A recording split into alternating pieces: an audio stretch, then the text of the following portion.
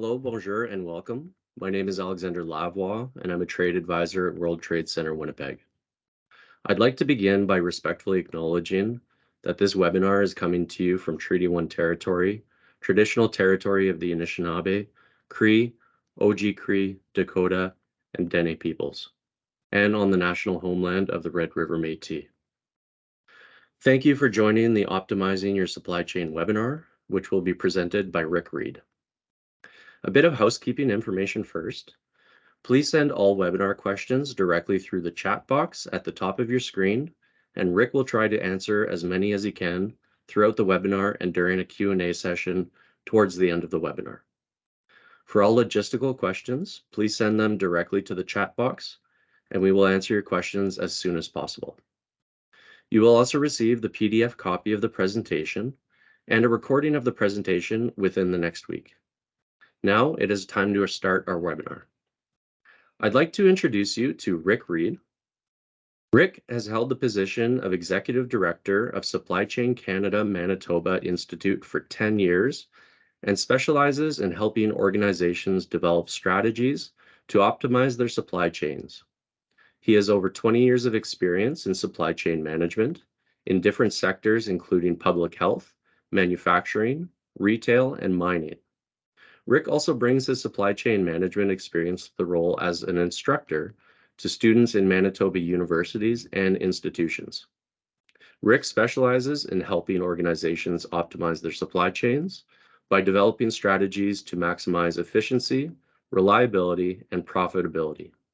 He has contributed to the success of these organizations by helping to eliminate waste, mitigate risk, and reduce cost. Please welcome Reid. Welcome, everyone. Thank you for joining us today.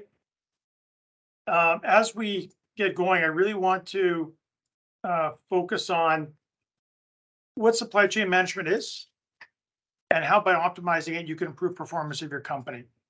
It's a large topic, and I'll do my best to squeeze as much as I can into the time we have, but I'm certainly welcome to engage with anyone afterwards if you would like some more detail.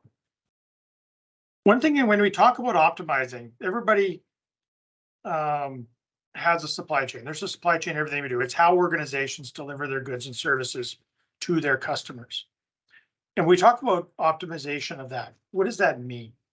And one of the best analogies I can provide is a radio station, something that everybody has had happen in their life. You're driving down the road, you're trying to tune into a radio station, and you kind of get it. And you can hear the music, or you can hear them talking, but there's lots of static, or it's quiet and it's hard to understand. And what you do is you constantly adjust the dial, trying to find that just perfect spot where all of a sudden everything becomes clear. And when you're trying to fiddle around with it, it's not a positive experience. You're trying to listen to the music or listen to whatever the program is. And the experience is poor because the reception's poor, because you can't quite get it tuned in. And once you do, the experience, of course, gets much more pleasant. And that's the same for supply chains. Supply chains work, despite themselves sometimes. But the question is how much effort you do to tune that supply chain, to structure it in a way that it improves performance, to help you be more profitable, have better access to materials, to eliminate waste and those activities that don't add any value. Make for a much more positive experience for your customers, those people that are at the end of the supply chain. So it's a bit of an analogy that I sometimes try to do to give people an understanding of what we mean by optimization. But just to give you some food for thought, I was looking at a report from Kearney a little while ago, and I thought that including this would be kind of helpful. And it talks about inefficiencies in supply chains will cost about $800 billion in growth, unless organizations really take the time to focus on those deficiencies that they have. COVID has shown us that organizations need to be more nimble. You have to be more agile. You have to be more scalable, in order to succeed. When you have those disruptions, and granted, COVID was an extreme case, but when you have rapid escalation in demand or you have rapid decline in demand, if your structure of your supply chain doesn't allow you to be flexible to turn the tap off, so you're not spending money on stuff that you can't sell, or you can ramp up production quick enough to be able to meet new demands, you're going to have a tough time succeeding over the long haul. Now, this report was just for this 800 billion was just for food and beverage. This didn't include other areas of manufacturing and other parts of our industry, here in Manitoba and elsewhere, that are similarly impacted by a lack of efficient supply chains. As I said, some of the takeaways I want to give you guys, I can't give you all of the whole story in an hour. It's much too broad a subject to get into the hows, but I am going to try to do my best to talk about supply chain management and the importance to your business and why you should be looking at this. I'm going to talk about the benefits of it, the elements of what you need to start taking a look at, some of the common pieces where people start, to at least give you the starting point where you can start your journey to optimizing your existing supply chain and hopefully be more profitable and competitive as you go forward. So some of this may be knowledge. I apologize if some of you guys are kind of aware of this, but I do want to make sure we're all coming from the same point. And in supply chain management, as I mentioned briefly, it's about how you deliver your goods or services to your customers. Everybody has one. If you're a service organization that's delivering cleaning service, how you make sure that the people are at that site on time to clean that site within a specific amount of time so they can move to the next one so you can get all your work done, that's a supply chain. If you're manufacturing goods, it's the same thing. If you're delivering education, everything is a supply chain. The restaurant that you go to get that meal to your table is a supply chain. So how efficient that is, how much you can optimize it, that where you're not wasting money, you're not wasting time, how you can consistently deliver that good or service to your customer faster, cheaper, and less, more consistently than your competitor, you're going to have an advantage. It involves generally 4 primary functions. Now, there's a lot of stuff to it, but if you use the 4 umbrellas, roles that are involved: sourcing, procurement, transportation, and warehousing. You find it, you buy it, you move it, and you store it. And it includes all the activities, not only what's going on within your 4 walls, but all the activities upstream and downstream from that point of origin to the point of consumption. So where does everything start? And how do you manage that process efficiently till it gets to your doors? And then when it leaves your doors, how do you make sure you manage the process to get it to those end customers in the most efficient and economical way you can? This is an example of a very simple supply chain. Now, this can be looked at in a couple of different ways. In this case, this is looking at it as your company, your customers here over on the right, your immediate suppliers, their suppliers, and then your supplier's suppliers. So basically, it's pretty straightforward. And as I mentioned, point of origin to point of consumption. The other thing to keep in mind is information is always flowing up and down. Customer information needs to flow upwards, so all these people can make decisions, better decisions for you on your behalf so that they can support your needs. And everything that's happening over here needs to flow down. So again, you can make better decisions on what's happening in terms of disruptions or changes to what's going on in your supply chains. But this can also be inside your 4 walls, right? If you were to change this around, this could be a particular department with these people supporting in to it. And this could be, like the loading dock or different things. So this can be within your 4 walls as well. The importance to realize is that in order to get your goods and services to your customers, there's a series of handoffs and events and activities that need to happen. And the more that those activities can work, complementary to each other, the more they can be integrated, the more successful, more profitable your supply chain will be. Characteristics. I mean, you guys can read these. I'm not going to go through all of them, but these are characteristics of what would be considered a world-class supply chain. And when you talk about integration and you talk about information flow, the flexibility and scalability that I talked about, those things are everything you should aspire to. Too often companies, when they consider this, they think it's just the person in the corner of in the back room that's cutting purchase orders, and that's it. That's very transactional, but it's a very small piece of what supply chain management's about. Supply chain management is about looking at the big picture. It's looking at customer demand. It's looking at what your processes are and the efficiency of those. It's looking at, solving those bottlenecks. It's being strategic, but how do I change this to get better at doing what I need to do for my customers? So those characteristics are kind of outlined in the details that are on here. So how does it work? Well, it starts with having a strategy. Most organizations have a strategy. Some do, ironically, do not. But a supply chain strategy is necessary. So if you have a company that says, hey, look, we want to be the best at this, then you should have a supply chain strategy that is designed to help you achieve it. I'll use an example. I used to work for a manufacturing company that built trailers, that built, that hauled gravel and asphalt and moved heavy equipment. And they were generally known as having one of the best trailers on the market because of the quality of the trailer. And that reputation for quality allowed the company to get a premium for the trailer. It's one of the higher priced trailers on the market, but it didn't impact demand because people saw that they were getting quality for what they were paying. So if the strategy is about delivering a quality trailer, you need a supply chain strategy that supports delivering a quality trailer. You can't be going out and looking for what's the cheapest set of taillights I can buy, because as we all know, quality is generally commensurate with price. And so going out and finding the cheapest possible light that I can put on that, or the cheapest possible tires, is inconsistent with the strategy of the company. So I need to find suppliers that can deliver the items that build on quality at the best possible price, not just the best price. So that's where strategy becomes pretty critical.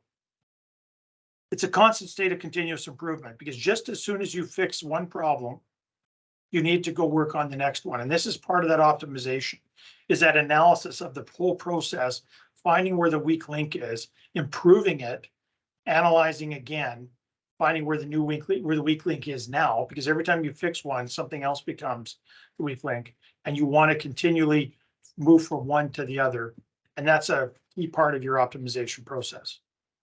And you want to focus on integration, integrating, not having people work alone, having more people aware of the big picture so that they can make better decisions for the company as a whole, rather than what's in front of me, right? That if I make a decision that may not be compatible with what's best for the organization. You want integration. You want avoid silos. You want to have information sharing right up, not only internally, but throughout the supply chain, so that everybody in that moment when they have to make a decision can make a decision that is in the best interest of the organization. And they understand what the goal is so that they can make the best decision that helps optimize, which is reduce costs or improve efficiencies, for the whole process, so that everybody benefits. Lots of communication. Communication is critical for a supply chain to thrive. If you don't have information, you can't make better decisions. So you need to have good communication, both up and downstream, so that everybody involved understands what the current state is, what has to happen, so they can make the right decision at the right time. Because as much as some people think that, hey, I've got control of this, there are so many things. As your company evolves, it gets more complex, and it gets certainly more complicated. And you need people in those stages where they have the ability to either make a good decision or a bad decision, to know which way to go. And you can only do that by making things visual, communicating, making sure information's available. Measurements, lots of measurements. Understand what's working, what isn't, and invest in your people. Because a supply chain works when you have a team that can manage it, that has the authority to manage it, has the tools to manage it, to go out and to analyze and change and correct and fix and bring value, find, basically identify and capture value for your organization. You can't do it all by yourself if you're the principal of the organization. And you can't do it if you keep it too tight with a small group of people, usually the CFO and salespeople and the president. You need to have people that can manage this on a regular basis, so that they can give you the benefits of that. They can make you more competitive and help you grow your business. So why optimized? Well, it's, as I said, it's about, to me, it's really about competitive advantage. It starts with that. If you can, just as it states, if you can deliver your goods and services to your customers faster, cheaper, more consistently than your competitors, you have an advantage. And by doing that, it's not only a competitive advantage, because it's a competitive advantage not only on your cost structure being more competitive, it's your quality being better, it's your ability to respond to changes in what's going on in the market quicker, up and down, faster. It's about being a learning organization, learn faster, adapt quicker. And that's what an agile, optimized supply chain can help you do. And that's, really key, because as we know, often first movers often win, in business. And you want to be the one that's actually leading, not chasing to catch up. Again, these things all make sense. I don't need to go through these, but these all make sense. And I think if I were to ask all you as business owners, hey, would you like to have this? I think that everybody would say yes. Because this are all highlights of a successful business.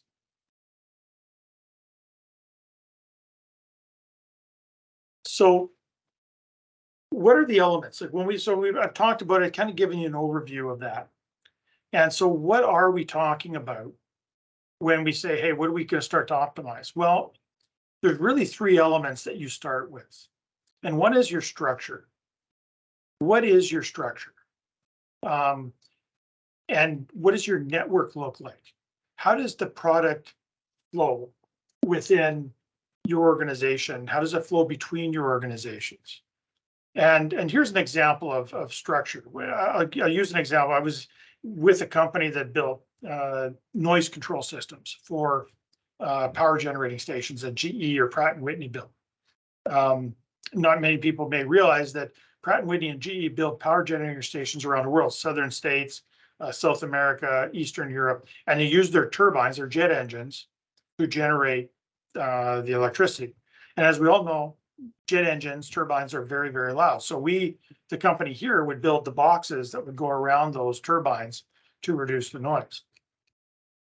But we had a situation where when I got started, we used to buy truckloads, use lots of insulation when building these things. And we would buy it by the truckload because it makes sense. Hey, you know what? You use lots, you buy more, you get a better price, truckload price. I mean, everybody kind of gets the concept on that. But what would happen is that those truckloads would show up and they were down in one corner of the loading dock where they came in was down in one corner. The storage area was in the exact opposite corner, diagonal to that. So you're talking a large warehouse, maybe 100 yards long.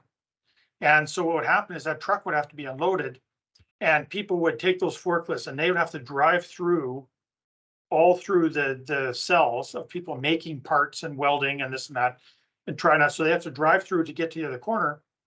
And then they would have to lift it up because the stuff was stored on a mezzanine. So then it was lifted up and then somebody's there. So it took three guys making, probably 29, 30 bucks an hour. It would take them better part of 4 or 5 hours to unload this truck and move all those things up to the mezzanine. But then you take a look at the process of, okay, but now the guys on the floor, they need to get insulation to do that. So they would have somebody would have to leave their station, walk to the corner, climb the ladder to the mezzanine, get the insulation, dump it down to chute, climb down the ladder, drag the insulation back to their workstation. So you have a productivity issue in there too. So that was the process. And it would take the better part of, like I said, 4 or 5 hours for the three people to do this. But then we had a safety issue one time because we had the guys driving through and you don't want to have anybody get hit. But one time we were lifting those bales and they're large bales of 5 things together and they weigh about 200-300 pounds. They're lifting up and they were transferring it from the forklift into the mezzanine. And one of the bales fell within about a foot or two of some guy who was sitting there welding a piece of equipment. And so we had a huge near miss. So there's a safety issue if something happened. So the structure we looked at said that structure is wrong. The idea of buying bulk is good, but the structure of how we were set up was inefficient. It cost time and money. There were safety issues. There was productivity issues. And so what we wanted to look at is we need a structure that was different where we could try to maximize, get that truckload price, but have the insulation delivered right to the stations where it was being used. So that involves some creativity. We actually went to talk to, we couldn't get the manufacturer who was delivering it to his manufacturer direct by truckload to do it. So we actually had to talk to a couple of their distributors here in Winnipeg, where we had to make a deal with the manufacturer and them say, look, I need you, the manufacturer, to sell to them at a price that they can make money and still sell to me at my truckload price so that they can go deliver it in small batches to the point of use on my floor. So we turned around and we changed the structure of that supply chain to become more efficient, where everybody was involved. We integrated the manufacturer, the distributors, the people on the floor, and ourselves, and we came up with a process that maintained the cost, but got the efficiencies that we found out, where all of a sudden we weren't spending 5 hours a day, every time a truck showed up to do this. We didn't have the safety issues. We weren't disrupting moving through a working thing. So that's an example of structure. Planning. And it says there, balancing supply and demand and coordinating resources. This is taking a look, and some of this is, once you have your forecasting, you're looking at your demands, is where are these things? Like, what's happening within our own structure? Where do we have capacity? Where do we have bottlenecks and we have not enough capacity to do? Where are we having work in progress having stored somewhere? What is all that planning so we can balance what we're doing, within, our system? How do we use our assets better, right? If a machine only has certain capacity, how can we structure our work so that we don't overload it at certain times a day and have it empty at other times a day? How do we do the planning to balance out, to maximize what we can produce? And then obviously execution, tools, systems, processes, other activities. How do we use the tools we have available? What are our processes and everything that support those activities? How do we execute in a way that we get the outcome we're wanting, where we do it in the most efficient way possible? So you want to look at it in all three. You look at the structure, you take a look at planning and how you're going to use those assets. Then you get into the execution of it, and then you constantly review it, and then you start again. How do we need to adjust structure? How do we need to adjust planning? How do we need to adjust execution?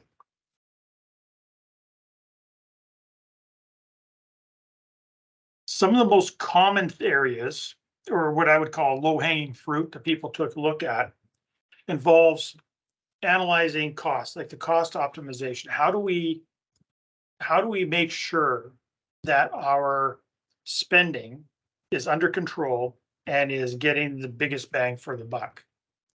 And this takes a lot of time. You have to take a look at this. When companies get into it, if it hasn't been managed well, you could end up with a lot of rogue buying, a lot of splitting up of different things, going different companies, and that kind of stuff. It can really get out of control, especially when you start getting into, if you're buying from a whole bunch of people, and then you get into the freight situation and the current, environment where freight and fuel is so high, having a whole bunch of shipments coming from different places because you haven't optimized your purchasing, could end up costing a lot more money. So you really want to take a look at costs. And I got a couple examples we're going to talk about here in a moment or two. Inventory optimization is a big one. Inventory is a huge cost because you're putting out capital, you're getting that inventory in. If you don't do it right, you can end up with a lot of product that's taking up floor space, but not making you any money because it's not moving, because your forecasting was off, your purchasing was off, you overestimated, you didn't have a plan to exit. Too much inventory runs the risk of shrinkage, damage, and those kind of things, obsolescence, that comes into the situation where all of a sudden you're into write-offs that can cost you money. You can't find anything if somebody's rooting around looking for something because you've got a mountain of inventory and you can't find the one thing you want if it's not there. So inventory optimization is a big one because it can help you in a lot of different ways. And then, of course, your structure and network optimization. What is your structure's ability to be reliable? How often does it fail? How flexible is it to make a change, quickly if you need to? How much can you scale it up or down depending on what's happening in the market? Resilience, it talks about there, is resilience is about that. It's about your ability to get back to normal after an unexpected disruption. So if you have a situation where, let's say your average is, you're producing about 1,000 a week, units a week based on the demand of something close to the same, and all of a sudden demand spikes to 2,000. How long does it take you to go from knowing about the new demand to being able to produce 2,000 units without delay? Go from producing $1,000 a week to 2,000 a week. How quickly can you do that? Or the other way around, if it drops from 1,000 units a week to 500, how much can you adjust your system to handle 500 a week without it absorbing extra costs or having to overproduce? You know, and the shorter you can do it, the more resilient your supply chain. The longer it takes, the less resilient or efficient you are. And so you want to take a look at those, because it's about, yeah, I can adjust costs and I can adjust inventory and I can fix it. But if I don't fix the structure or the network systems or the processes, I'm just going to go bring back the inventory that I just finished optimizing and getting rid of. So you need to take a look at it, you know, in conjunction together. Now, some things I wanted to talk about, you know, so I've talked about those things in general, but some of the people go, well, okay, that all sounds great and it's pretty general and it makes sense, but what does it really mean? And I wanted to talk a little bit about, you know, some of the outcomes just from past examples that I can give you, so you can start to relate a little bit to how it may help your business. And this is a couple of examples from an optical company that I used to work for. When I started with them, this is back in the early 2000s, they had some big problems. They had, as it says there, about $9.2 million worth of inventory. Most of it was junk, because people may not realize it, but glasses are a fashion item. And if you don't have the latest fashion, it generally doesn't sell. But we had a lot of stuff. We had on the board, there's about 1,500 frames that were always on display, and about a quarter of them were always out of stock. And the problem was the best sellers, and it was impacting sales. Because you don't have the right stuff, people are going to go somewhere else to buy their glasses. So part of the optimization efforts we did were to take a look at those inventories and to take a look at, well, how do we move some of these out quicker that still have some life that we can move? And how do we start bringing in the inventories and get ahead of the curve so that we can have stuff we need and we can phase out of it faster so that we don't end up sitting on it? But our initial things, yeah, we were able to take $9.2 million down to 4.9. That's, you know, as you can see, that's, you know, about $4 million back into cash, right? And the thing is, we were able to make that inventory perform better at about, you know, just under half, you know, just over half or whatever of what we used to have, because we changed the nature of it. We optimized that inventory to make sure we had the right items there, more of the right items, less of the wrong items, which allowed us to improve turns, improve cash flow, and to not have to write-offs that we did. So there's one example. Process efficiencies. This situation, when I went in there, you have to realize that this company had 75 stores across the country. 30 of those facilities produced glasses on site. There was a main lab in here in Winnipeg. But what happened was, to order stuff, the store, wherever they happened to be, would say if they needed something, they would actually take that order, they would write it up, it would get faxed to my people here in Winnipeg. My people would take that thing and they would have to go keep a bunch of purchase order. They would then take all those purchase orders, sort them out by vendors. They would fax all of those purchase orders to the vendor. You know, they would to the individual vendors. Then they would wait, and then the confirmations would come back. They would go check all the confirmations against the purchase orders, confirm it, staple it together, and then they'd have to go file it. And we were doing about 500-600 of these a day, and it was taking 5 people all day to do it. So 40 man hours. We took a look at the structure, and we incorporated. We had IT systems that weren't talking to each other. We had a point of sale that wasn't talking to the ERP system, which wasn't talking to the manufacturing software. And so we ended up linking these together. We came up with a system that instead of them writing out and faxing, that at the store level, the order was punched into the computer, automatically went into the ERP system and generated a purchase order for review by the buyers. The buyers were able to go in, take a quick look, make sure pricing's right, it was going to the right place, and then go approved. And then at that time, it went into a temporary file that was uploaded to an FTP site that was ready for our key suppliers to go pull the file down, right? And download their orders right into their system directly, because they were key punching it there. And what happened was, it took what used to take 5 people 40 hours a day, you know, each to do. We were able to come down to a couple of people could do it in the whole day. And the net savings on efficiencies were about 108,000 a year. I was able to take the 3 people that were no longer doing those orders to help with the inventory problem, or to help with, some of the other stuff that we're going to talk about. I was able to put them on projects that contributed value to the organization, that helped the organization improve its bottom line, rather than just go through this thing that was, operationally very, very inefficient. Another one, this is from a different organization, and empty lift assist, for those that don't know, is when you see a truck driving around, pulling a trailer and some of the wheels on the trailer are lifted up. That's an empty lift assist.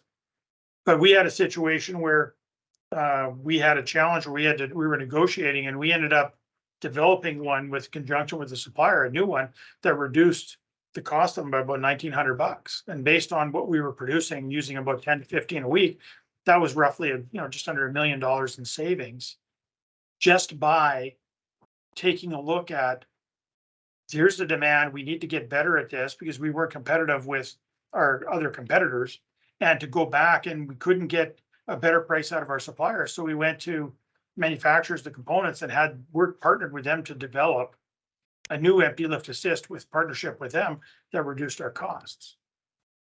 We had the same company, this is the trailer company. We had a situation where the 25,000 a year was just an inefficient process, where we had people, guys that were technicians that were wiring trailers, that were making considerable money, 30, $35 an hour. And he was spending for every trailer, we were doing about 15 trailers a week. And for every trailer, he was spending roughly 45 minutes taping all of the threads on the air fittings for the air brakes. And so what we came up with was, we were able to work a deal with the manufacturer that they taped them. They had a machine where they could tape them, put them into kits, and they came taped and ready to go. So our guy didn't need to do it. And it saved about $25,000 a year just in his labor. So it was a productivity or an efficiency saving that came in, where he would be able to work on stuff that actually that helped us get more trailers out faster, rather than sitting there taping threads.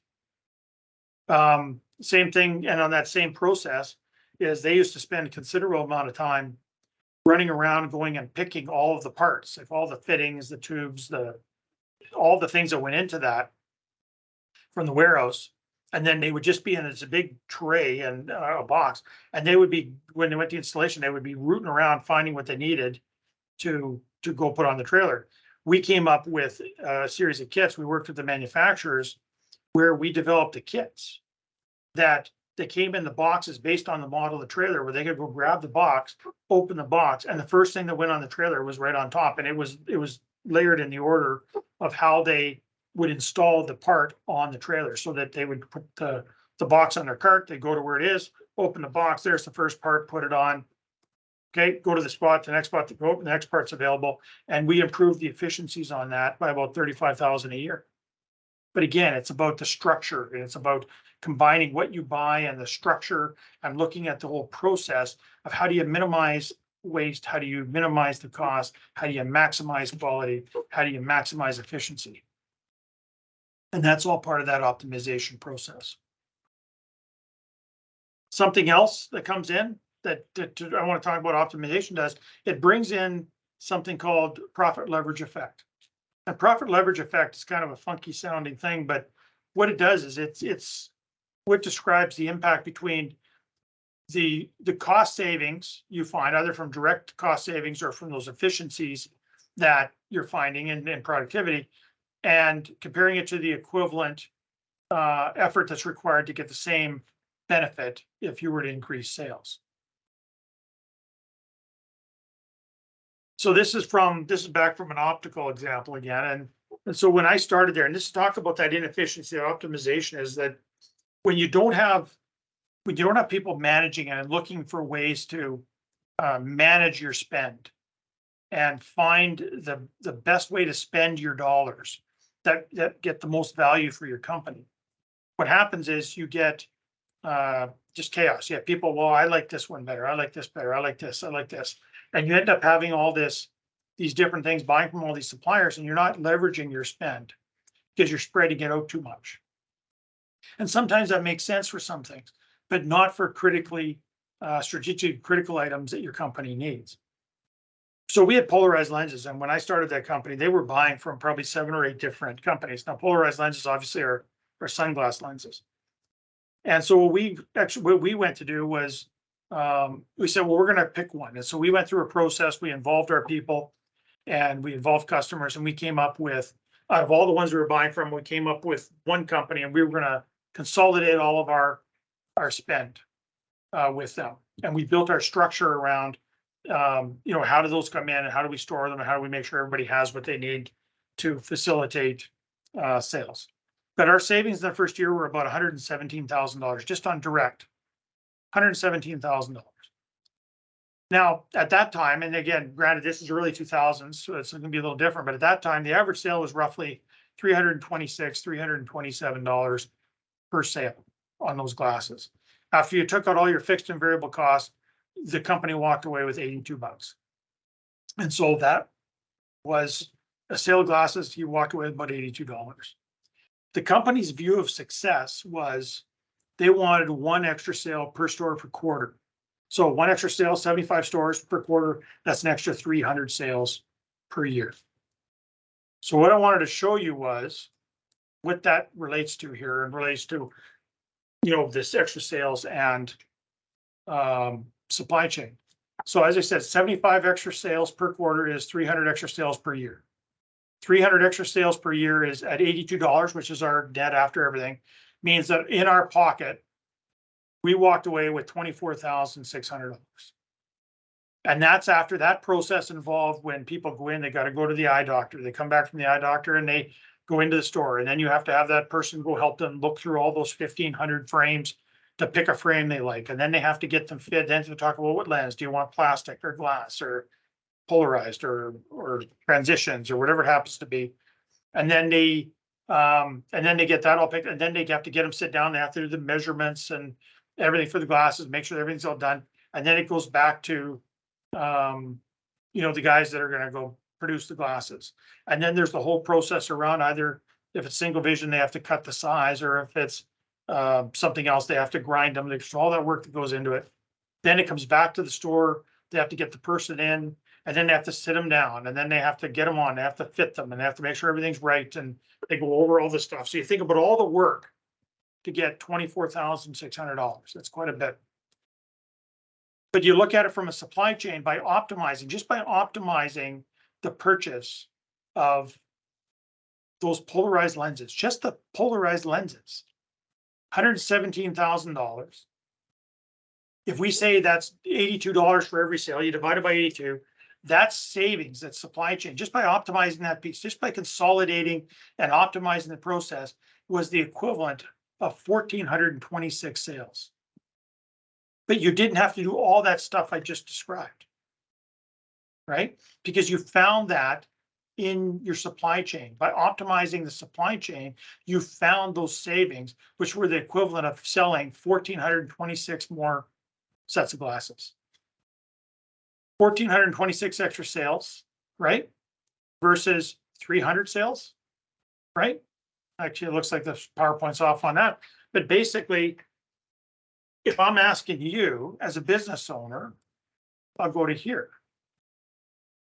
What would you rather have? And it's pretty simple. It's not that I'm saying that growth is good. You want to have growth, and having a more competitive supply chain and a more competitive cost structure that can deliver goods consistently at the level of quality the customers are expecting, at a price that you can actually sell for and make good money in an environment, in a world where we always have downward pressure on margins. You're still going to try to grow sales, but if you can find those savings in your supply chain, and they are there, this is the result. So that's the impact of optimization. As I said, I talked about the elements. I talked about some of the core areas that most people go focus on immediately, but it's a much bigger thing than that. It takes dedication. It takes people that can understand how to go and analyze. It takes people that can, not only analyze, but make good business decisions for you. that can recognize opportunities, can adjust the structure, accordingly to allow you to take advantage of those opportunities and to find this, this revenue that's actually in your system. And I can tell you from experience, it's in everybody's to varying degrees, because it's usually a piece of your business that you don't really look at. It just kind of happens. And it's kind of set it and forget it. And that's what happened with COVID, is that people didn't really manage it. Those that did came through pretty good because they were already optimized. They were already lean. They could always move up and down. They had a system that could handle that kind of disruption. But most people didn't, and a lot suffered. And that's where I encourage everybody on the call is to give me a call. Take this to heart, talk to somebody else, give us a call. We're more than happy to help you start on that process. We can help even with training your people a little bit, because we have some programs that will help them do that. But I encourage you, for future success, optimizing your supply chain is a good place to start, because there's a lot of money in there for you to put on the bottom line. And with that, I'm more than happy to take a few questions.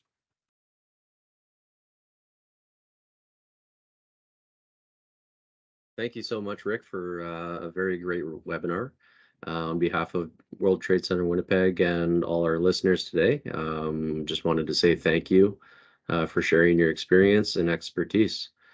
We will wait a few moments. If you do have any questions, please type them in the chat box. While we wait a moment, I just wanted to bring up that Rick will also be doing a webinar on May 10th. It's called Managing Risk Through Circular Economy. And I will put that link in the chat.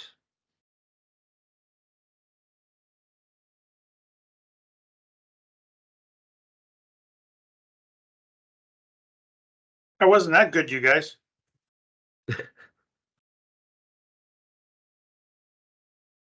No, it was wonderful, Rick. And I guess if we do have any questions or follow-ups coming from the webinar, we'll contact you with those questions.